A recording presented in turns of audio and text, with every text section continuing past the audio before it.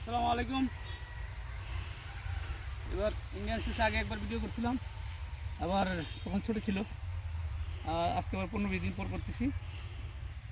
মোটামুটি আগে ফুল ছিল না, এখন সব গাছে ফুল এসে পড়ছে। এগুলি এই ফুল, এগুলি আমাদের দেশি, এটি ধুলি, কিন্তু এগুলি এই যে এটা ধুলি না, এটা হলো ইন্ডিয়ান পাঞ্জাব যেটা বলেন। এত বড় হবে গাছ, একটা আমার সমান হবে শুরু। এইটা গোড়ায় মাটি দিয়ে দিতে হবে এভাবে, নাহলে গাছটা পড়ে যাবে বাতাসে। সব গোড়ায় এভাবে মাটি দিয়ে দিতে হবে, যেহেতু অনেক বড় বড় হবে গুলি। এবং সবগুলো গাছেই ফুল আসতেছে। এই যে এটাও ফুল, পাতা ভাঙিয়ে যায়, আসতে পারতে পুরো একাত, একটা পাতা একাতের বেশি, আরও আছে ওখানে পাতা কি দিন ভেঙে হয়ে গেছে। বাতাস একটু গায়ে দিয়েছে, এগুলো ঢুকতে দেওয়া যাবে না। এই গাছটা পরে লাগাইছিলাম, পরে না একসাথেই, তো এটা বুঝায় নাই, সার দিয়ে দেবো।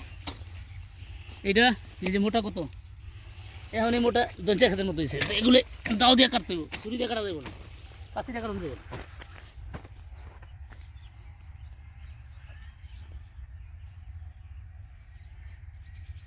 আল্লাহ হাফেজ। এগুলি এই যে একটা গাছে এইটা শস্য, এটা শস্য, এটা শস্য, এটা শস্য, সবগুলো শস্য হয়েছে।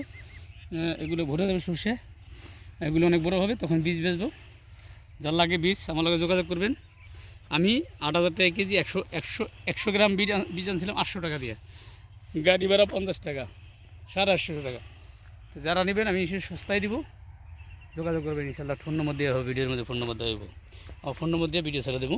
তাহলে যার বীজ লাগবে আমার নিব, অসুবিধা নেই, দাম কমাই দিব।